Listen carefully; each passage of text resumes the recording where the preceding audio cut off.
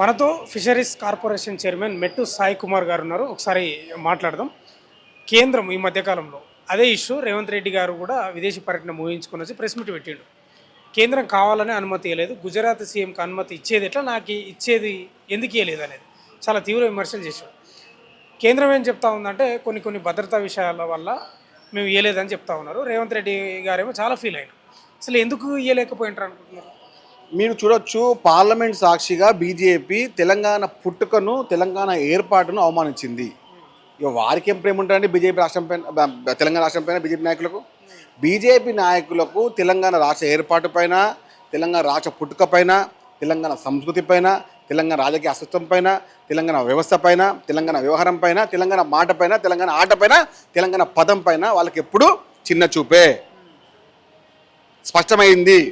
ముఖ్యమంత్రి గారు తెలంగాణ రాష్ట్రము భారతదేశంలో భాగం కాదా, గుజరాత్ భాగమైందా, ఎందుకు తెలంగాణకు విద్యా సంస్థలు రాకూడదు, అమెరికా లాంటి మన ఆస్ట్రేలియా సంస్థ ఎందుకు రాకూడదు?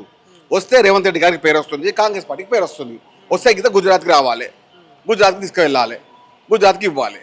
ఎందుకని ఇదేం సంస్కృతి? అంటే రేవంత్ రెడ్డి గారు కూడా అమెరికాకి ఎందుకు పోతున్నా, దేనికోసం పోతున్నా, ఎవరితోటి భేటీ అవుతున్నా అనే ఆ ఇన్ఫర్మేషన్ ఇవ్వలేదు అనేది కేంద్రం చెప్తున్నారు. అట్లా మాట్లాడే ముందు వాళ్ళకి ఏమైనా తెలివి ఉందని అడుగుతున్నా పెద్దన్న. స్పష్టంగా వ్యవహారాలు చూసేదానికి ఐఏఎస్ ఐపీఎస్ అందరూ ఉంటారు, భద్రతా సిబ్బంది ఉంది, అధికార యంత్రాంగం ఉంది, అన్ని స్పష్టంగా అన్ని ఫుల్ఫిల్ చేసి ముందుకెళ్ళారు. ఏమన్నా చిన్నపిల్లల పరిష్కారం మాట్లాడానికి అసలు బీజేపీ నాయకులు అసలు దిమాగ్ ఉంది? అసలు దిమాగ్ పనిచేస్తారు అసలు వాళ్ళకు? గుజరాత్కి ఏ విధంగా మిస్ అవుతాయని చెప్పి ఉద్దేశంతో కావాలని, ఉద్దేశపూర్వకంగా, కుట్రపూరితంగా తెలంగాణ రాష్ట్రాన్ని, తెలంగాణ 4 కోట్ల ప్రజలని మళ్ళీ బీజేపీ అవమానించింది. బేషరతుగా బీజేపీ క్షమాపణ చెప్పి తీరాల్సింది తెలంగాణ ప్రజలకు. ముఖ్యమంత్రి గారికి క్షమాపణ చెప్పాలి, తెలంగాణ ప్రజలకు క్షమాపణ చెప్పాల్సిందే బీజేపీ పార్టీ. తెలంగాణ ప్రజలకు ఒక సంస్కృతిని అవమానపరిచిర్రు అంటే తెలంగాణ వ్యక్తి పోవద్దా, పోయి అడగొద్దా? ఎందుకు? కారణం ఏంది? గుజరాత్ వచ్చి స్పెషల్ ఏంది? అంటే భద్రత ఇష్యూను దాన్ని దృష్టిలో పెట్టుకొని అనేది చెప్తా ఉంది. అన్ని సొల్లు మాటలు, అన్ని పనికిరాని మాటలు, నయా పైసా ముందుకు రాని మాటలు.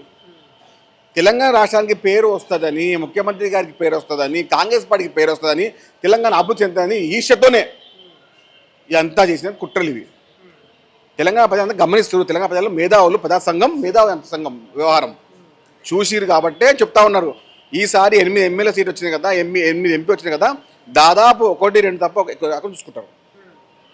1-2 రేపు ఎన్నికల్లో పోటీ చేస్తే బీజేపీ పార్టీకి ఒక ఎంపీ, ఒక ఎమ్మెల్యే రావడం కూడా కష్టమే.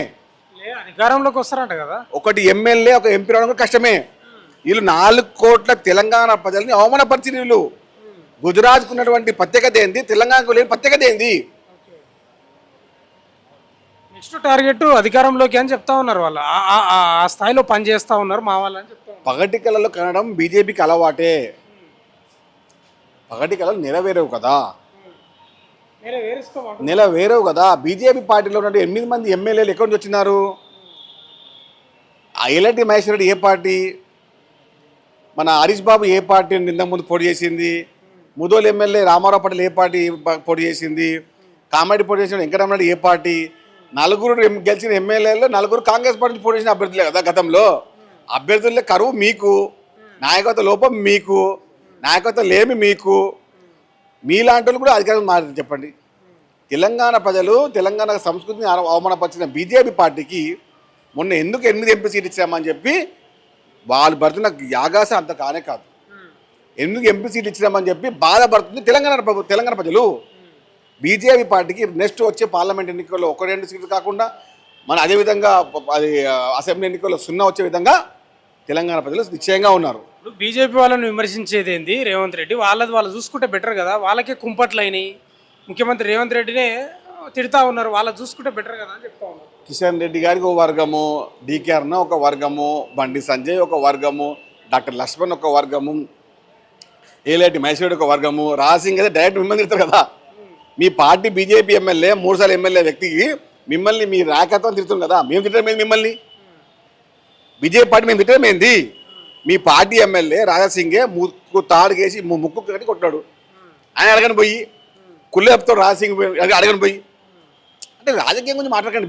బీజేపీ అనుకోకుండా మొన్న ఎంపీలు గెలిచి ఎమ్మెల్యేలు గెలిచి మాట్లాడుతూ ఉన్నారు. హైదరాబాద్ నగరంలో వాళ్ళు ఎక్కువ ఉన్నా చెప్పండి. రాసింగ్ గెలిచింది బీజేపీతో కాదు, సొంతంగా గెలిచినాడు. సొంతంగా బీజేపీ అంత సీన్ లేదు అక్కడ.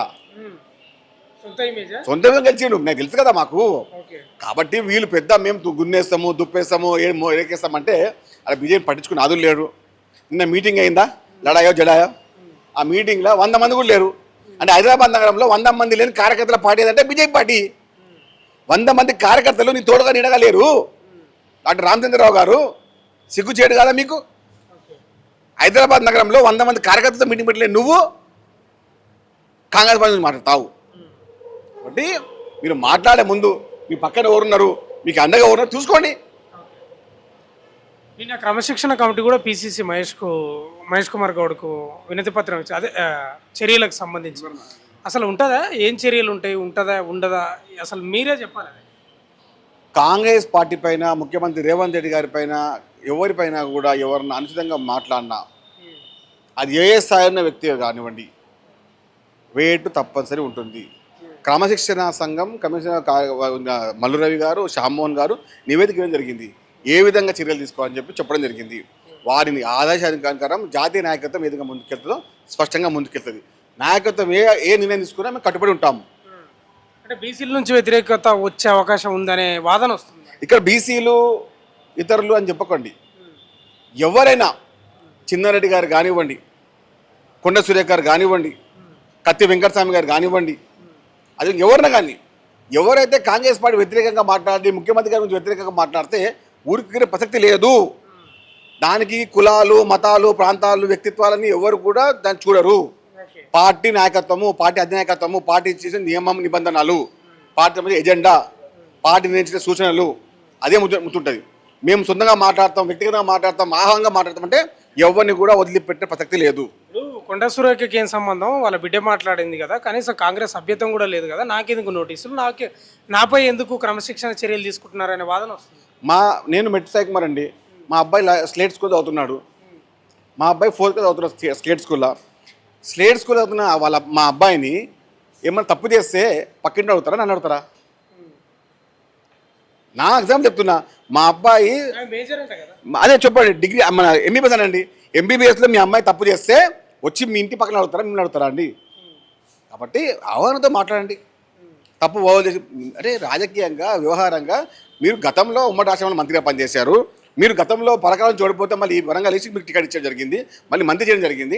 అట్లా చెప్పండి. మీరు తెలియదా కుటుంబ సభ్యులకు? మీరెవరో, మీరు ఏ పార్టీ తెలియదా? మీరు ఎవరికి పని మీకు తెలియదా? ఆంగంగా మాట్లాడతారా ఎవరన్నా? కానీ నోటికి వచ్చినట్టు మాట్లాడి, నోటికి వచ్చినట్టు చెప్పేసి, డిమాండ్ చేసి ఇట్లా మాట్లాడితే కాదు. అంటే ఇప్పుడు సుస్మిత మాట్లాడిన మాటలు కొండ సురేఖ మాటలేనా? మీ ఉద్దేశం ఏంటి? ఒకసారి మాట్లాడినప్పుడు అదుపులో పెట్టుకున్నప్పుడు అప్పుడు క్షమించడం జరిగింది. ఈసారి గతంలో ఒకసారి మాట్లాడడం జరిగింది. అప్పుడు మేము ఏదో చలో, కానీ ప్రతిసారి మాట్లాడితే కుదరదు. పార్టీకి ఇబ్బంది అవుతుంది, పార్టీకి ఇబ్బంది అయ్యే వ్యవహారాలు చేస్తే కుదరదు. అది ఎవరైనా పర్లేదు, ఏ స్థాయి అయినా పర్లేదు, ఏ కులమైనా పర్లేదు, ఏ మతమైనా పర్లేదు, ఏ ప్రాంతమైనా పర్లేదు. ముఖ్యమంత్రి గారికి వ్యతిరేకంగా, కాంగ్రెస్ పార్టీకి వ్యతిరేకంగా, అధ్యక్షునికి వ్యతిరేకంగా ఎవరు మాట్లాడినా, ఎవరు వ్యవహరించినా ఎవరిని కూడా వదిలిపెట్టే ప్రసక్తి లేదు. పార్టీలో వాళ్ళు కొనసాగే అవసరం కూడా లేదు. ఇప్పుడు ఎట్లా ఉండబోతున్నాయి చర్యలు? చాలా సీరియస్ ఉందా హైకమాండ్ కూడా? తప్పకుండా తీసుకోవాల్సింది. ఎందుకంటే గతంలో ఇంకా వాళ్ళు ఇప్పుడు ముసలం పుట్టక ముందే దాన్ని చెప్పడం మంచిది. కాంగ్రెస్ పార్టీలో కావాలని ఇది గతంలో వాళ్ళు మాట్లాడడం వాళ్ళు ఏం చేయాలి మమ్మల్ని చేస్తారు అనుకుంటారు కదా. కాబట్టి మీరు మాట్లాడినప్పుడే ఇక్కడ ఈ చిన్న ఉన్న వ్యవస్థనే ఉన్నప్పుడే దాన్ని ఖతం చేస్తే రేపు భవిష్యత్తులో కూడా ఎవరు కూడా మాట్లాడుకుంటారు. గతంలో ఇంకొకరు మాట్లాడినా కూడా అదుపులో ఉంటారు. ఇది అదుపులో పెట్టాల్సిందే. ఎందుకంటే ఎక్కువ స్వేచ్ఛ ప్రమాదకరం. అతి మంచి ప్రమాదకరం. అతి మంచి ప్రమాదకరం. కాంగ్రెస్ పార్టీలో స్వేచ్ఛ ఉండడం వల్ల ఇష్టం మాట్లాడుతున్న వారికి ప్రమాదం కాంగ్రెస్ అవుతుంది. కాబట్టి కాంగ్రెస్ పార్టీకి వ్యతిరేకంగా ఎవరు మాట్లాడినా వదిలిపెట్టే ప్రసక్తి లేదు. ఆ ఊహ లేదు, ఆ కళ కూడా లేదు. అది ఎవరినా పర్లేదు, వాళ్ళు కులమా, మతమా, ప్రాంతమా సంబంధం లేదు. సీనియర్ నాయకుడు జూనియర్ సంబంధం లేదు. ముఖ్యమంత్రి రేవంత్ రెడ్డి గారికి వ్యతిరేకంగా, అధ్యక్షునికి వ్యతిరేకంగా, కాంగ్రెస్ పార్టీకి వ్యతిరేకంగా ఎవరన్నా చిల్లర మల్లర మాట్లాడితే వారు కాంగ్రెస్ పార్టీలో ఉండడానికి అర్హులు కానే కాదు. కొండ సురేఖపై చర్యలు తప్పవనే స్థాయిలో మాట్లాడుతూ ఉన్నారు మెట్టు సాయికుమార్ గారు. క్షమించే అవసరం లేదు, క్షమించేది దాటిపోయిందని చెప్తా ఉన్నారు.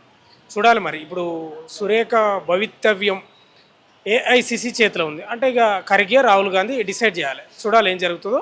కానీ తెలంగాణ రాష్ట్రంలో తెలంగాణ పొలిటికల్ సర్కిల్లో ఇది ఒక ఇంట్రెస్టింగ్ టాపిక్గా మారింది. అది భవిష్యత్తులో తెలుస్తుంది ఏందనేది. చూస్తూనే ఉండండి మన తొలి వెలుగు.